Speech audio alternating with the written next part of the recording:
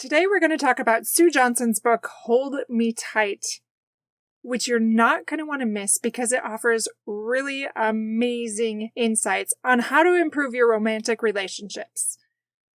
She talks about attachment theory and emotionally focused therapy, which helps couples learn to communicate better and break those negative patterns and build those deeper connections. I'm going to give you some expert tips and some amazing quotes, because I love them, and teach you about the infinity loop, which is going to help you finally break conflict cycles within your marriage and create a deeper, more fulfilling relationship.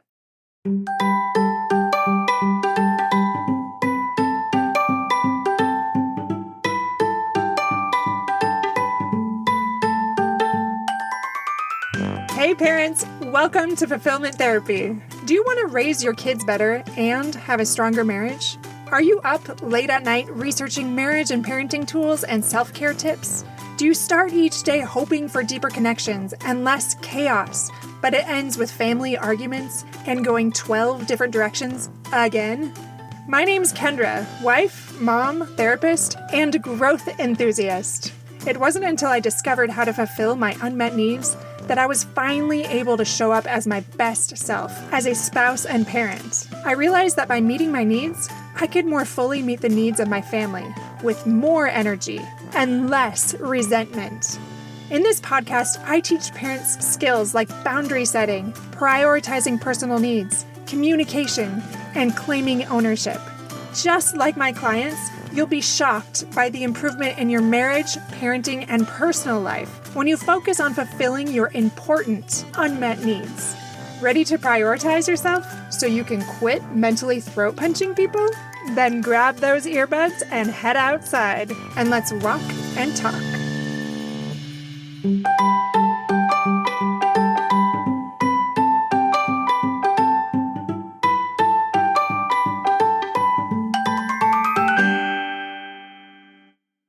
Welcome back to another episode of Fulfillment Therapy. We are on episode 101, and I'm actually doing this in the future before I do episode 100, since there's so many things involved in that.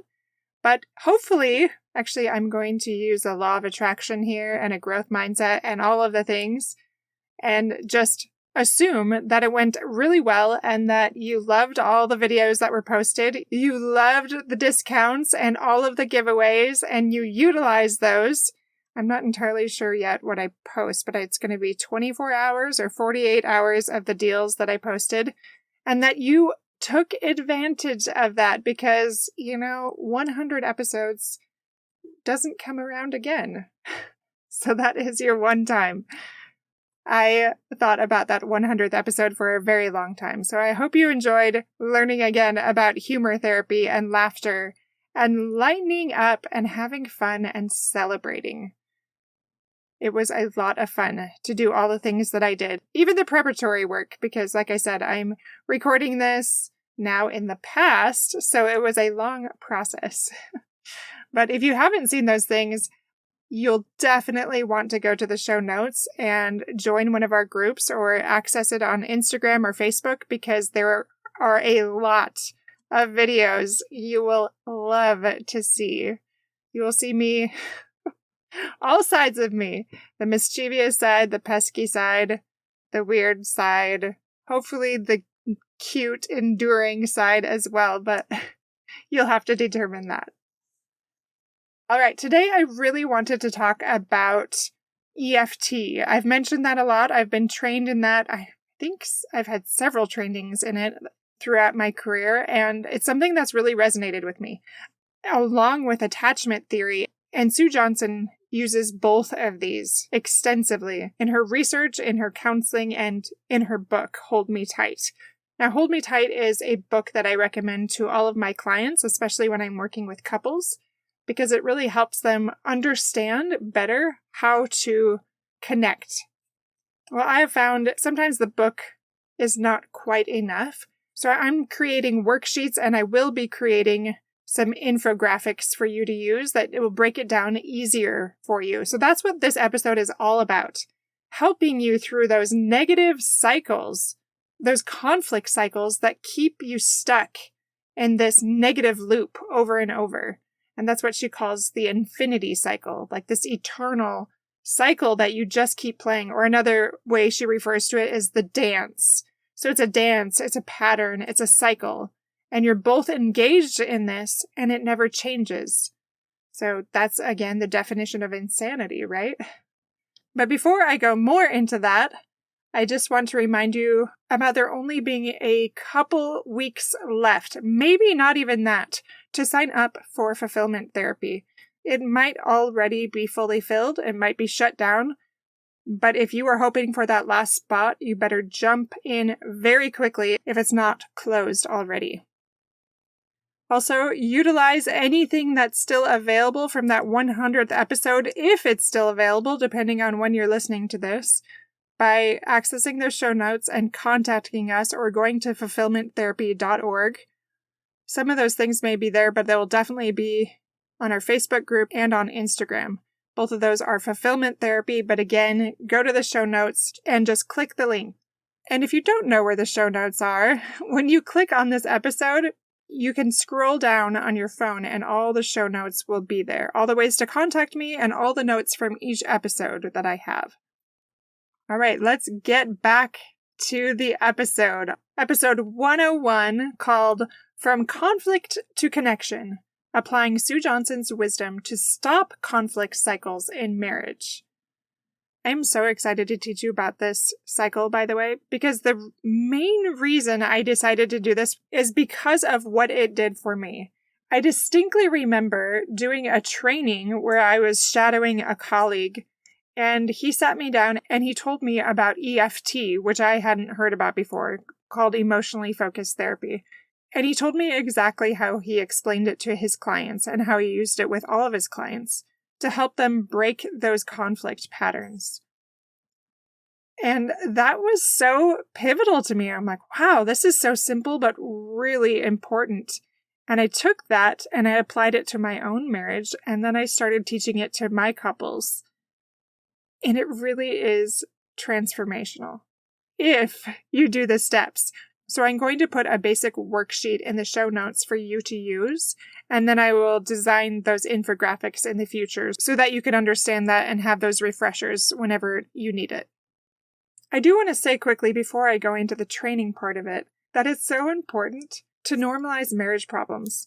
I notice that people don't really want to talk about it. I don't know if they feel like it's a loyalty thing. But if we keep talking like there's no problems, we're not real people, we don't have any conflict, then we're not giving an accurate portrayal of reality. And our kids might even begin to think that a marriage should be conflict-free. Now, what I've seen with my clients is when it is conflict-free, it just means one partner is not confident enough to share their building resentments. And then over time, they just completely explode. So if there's no conflict, I always wonder what's going on behind the scenes, especially for maybe one partner that might be being bulldozed or just has emotional trauma that they're not able to express themselves, even if the other person wants them to. So let's normalize that we all have problems in our marriage.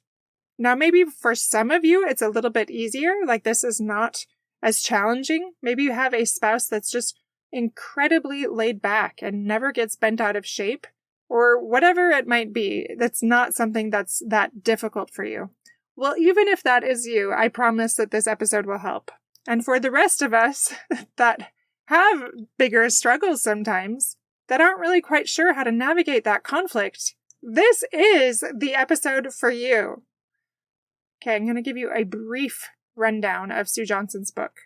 So in Hold Me Tight, she really focuses, like I said, on attachment theory and emotionally focused therapy. And I'm just going to call that EFT from now on. She is a renowned clinical psychologist, and she's also an author, and she very much helped develop emotionally focused therapy. So that's kind of her baby and the lens that she looks through things as a counselor. So you might not know what either of those things are.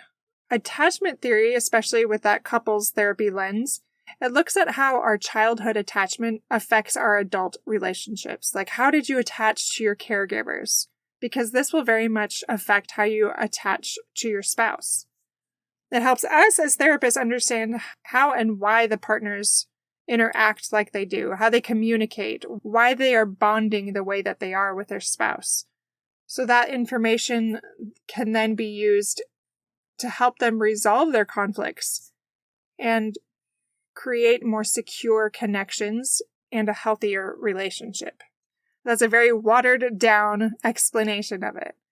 So the key component I feel in EFT that was really pivotal for me was the infinity loop.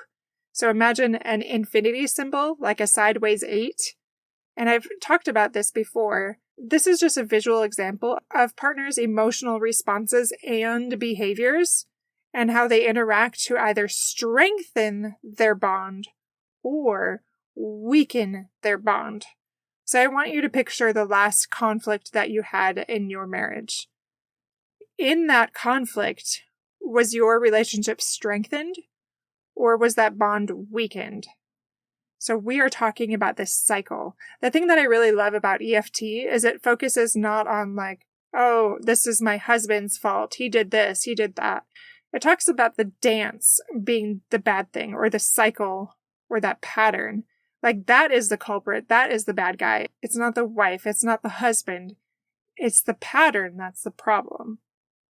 And patterns can be broken. Cycles can be changed. Dances can be altered. The point of this is to interrupt that negative cycle and change it to something more positive.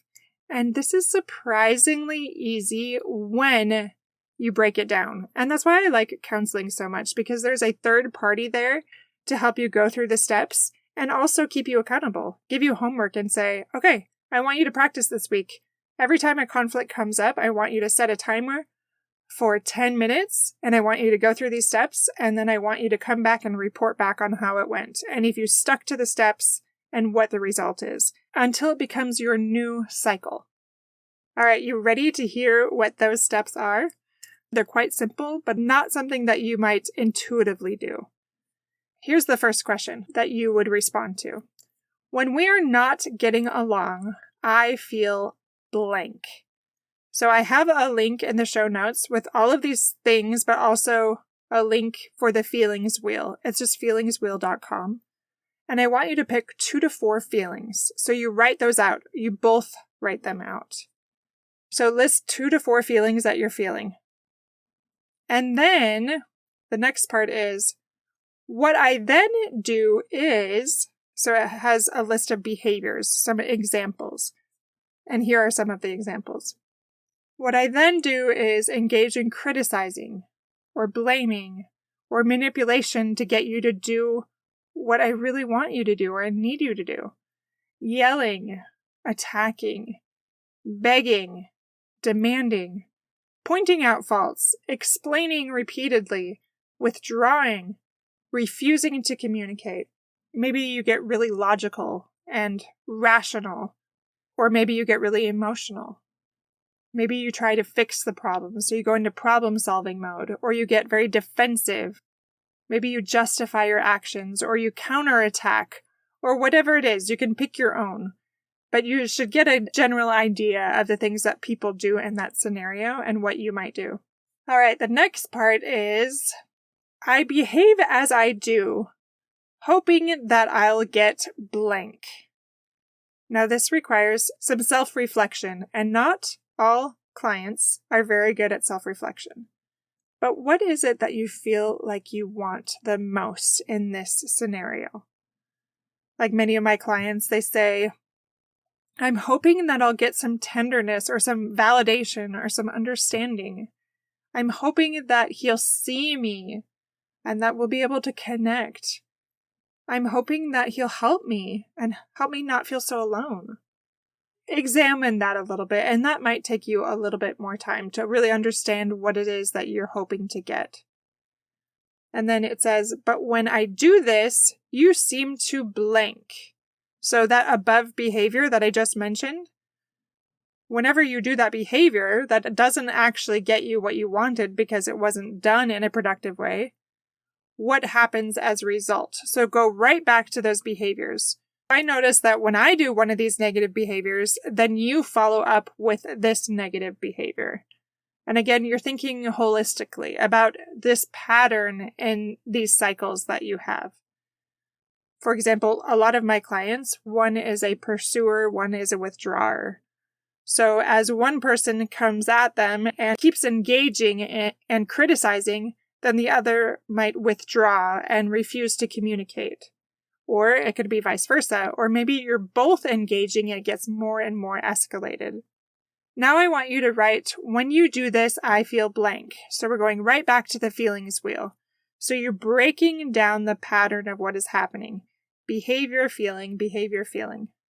So what happens at this point is you are able to see a pattern emerge.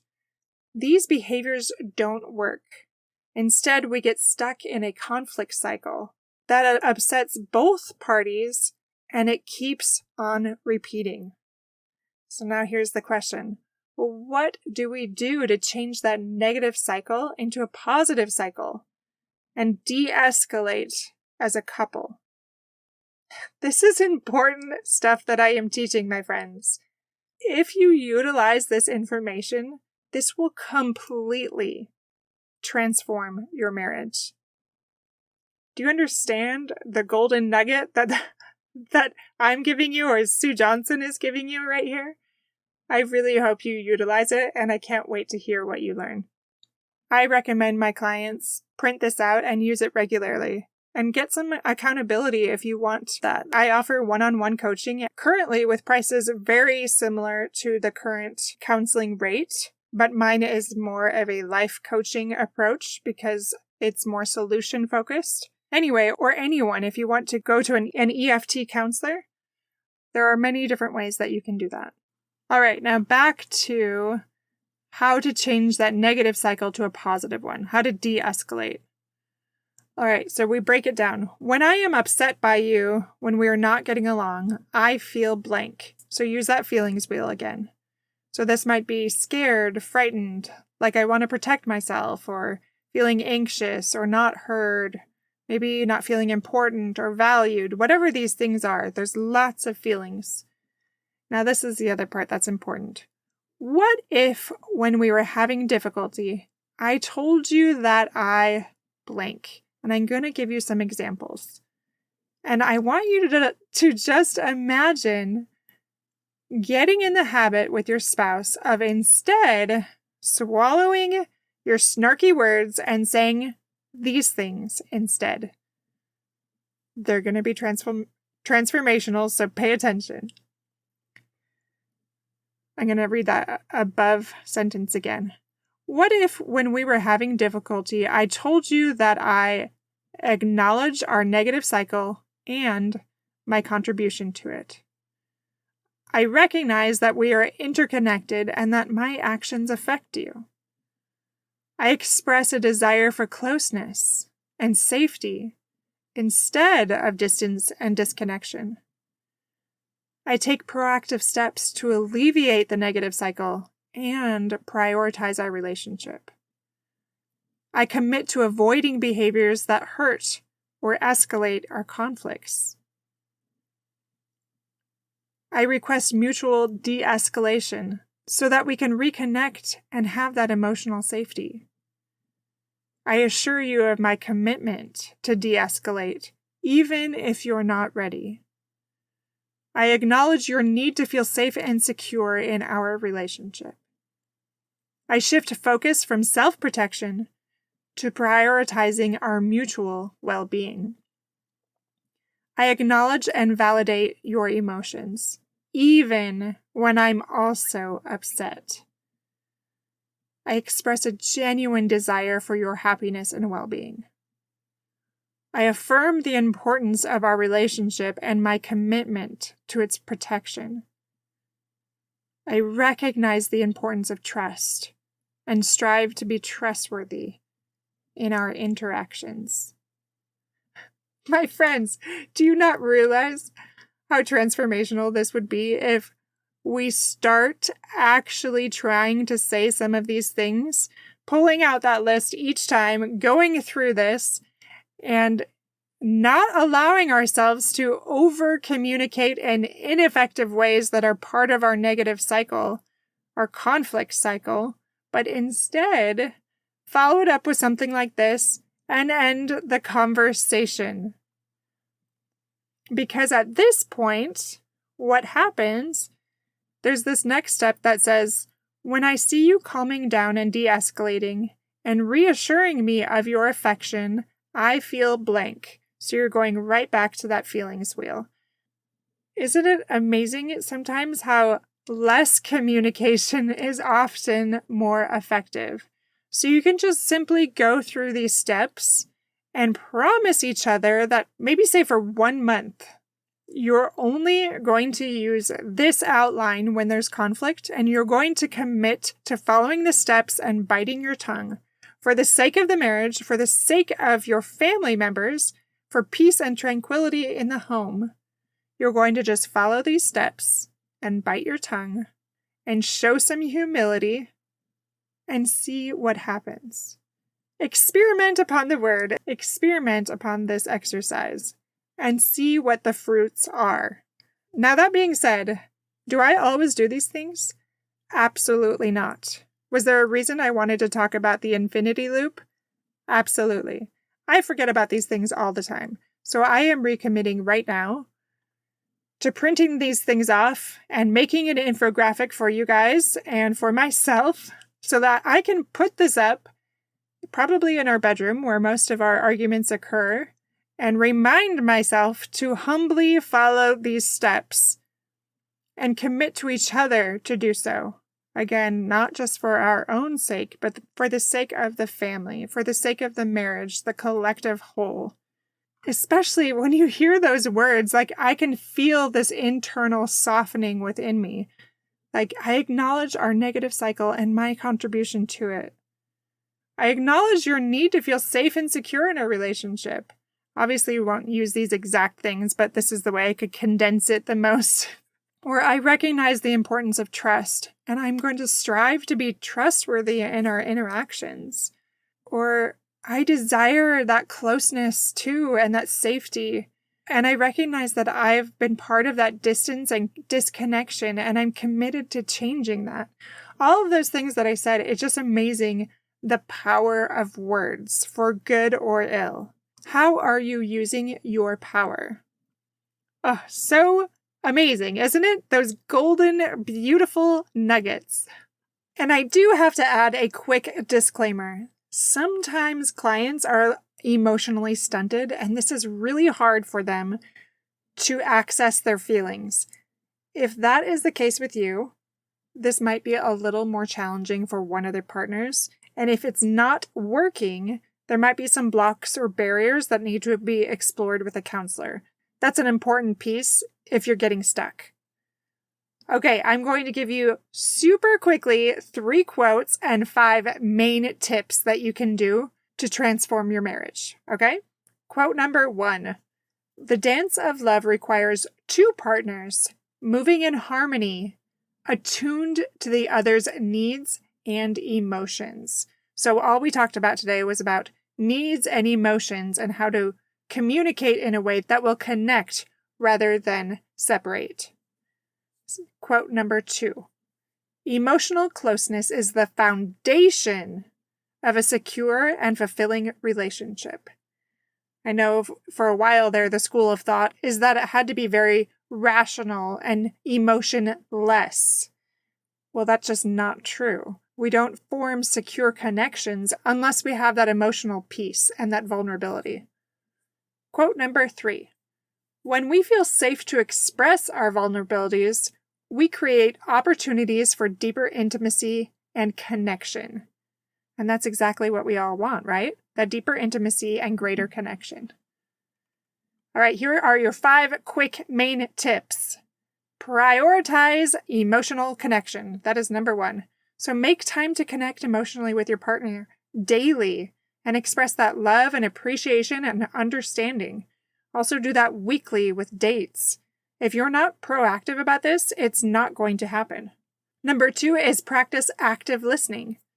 Listen to your partner's feelings or your spouse's feelings and their concerns without judgment, and validate their experience while showing empathy. This is one we can all work on. I know I can work on that because we have such a history of reactivity that it's hard to change that pattern. Number 3, foster vulnerability. Share your own emotions and vulnerabilities with that softer tone and that softer heart to create a safe space for mutual openness and acceptance. Number 4, break negative cycles. Recognize and interrupt those negative patterns or that dance or that cycle and replace them with positive communication and behaviors. I know, easier said than done. And last but not least, seek professional help when needed.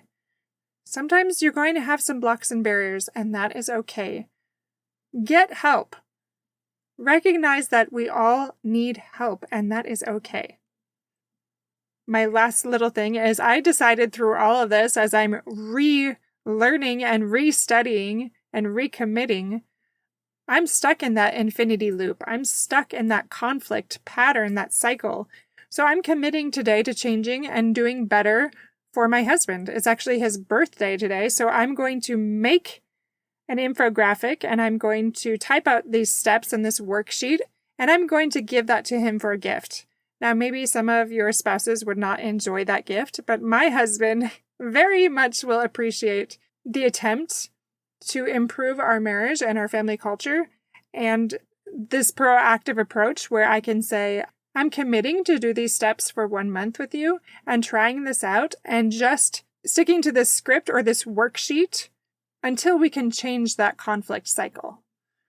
I'm pretty sure he's going to love it. I did get him some other stuff too, but I'll let you know how it goes in the future. Here are the main takeaways. Your emotional responsiveness is so important in a relationship. When you validate each other's feelings, and when you recognize what behaviors you're engaging in, when you recognize that pattern and break it down, you can instead build a more secure attachment, a more secure bond that creates a safe place for that vulnerability and that empathy so that you can have a healthier, stronger relationship that actually lasts. Can you imagine the impact that this will have in your family? The example that will set for your children? I basically just gave you $1 million. I don't even want to say 1 million. I'll go so far as saying I just gave you $1 billion. Now, are you going to use it? Or are you going to bury it in your backyard and just maybe think about it here and there? Access these tools, my friends, because they will change your life. They will change your marriage. And they will create deeper, more fulfilling connections. In closing, don't forget to go to fulfillmenttherapy.org to sign up for all of our things from one-on-one coaching to our retreats and all the other things. So check that out today and go to the show notes to get this worksheet. And I will put the infographic link there, or I will post it on Instagram or Facebook. If you don't see it there, if it's not quite done, then check out one of those groups in order to find that, because those are the places that get all the free resources. So if you want those, you'll have to join one of those groups or follow me there for those free tools and techniques.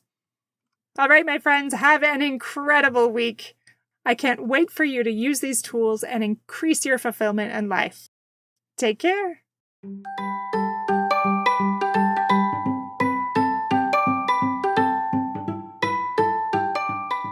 Hey friends, I hope you enjoyed today's episode. If you did, chances are someone else would too. Would you take 30 seconds to share this with a friend who's looking for greater family fulfillment? And while you're sharing, tell me what you think about the show by leaving a review on Apple Podcasts. It refuels me when I hear this podcast is helping you, no matter what your house or your hair looks like. I'll meet you back here every Monday and Thursday morning for more episodes. Until then.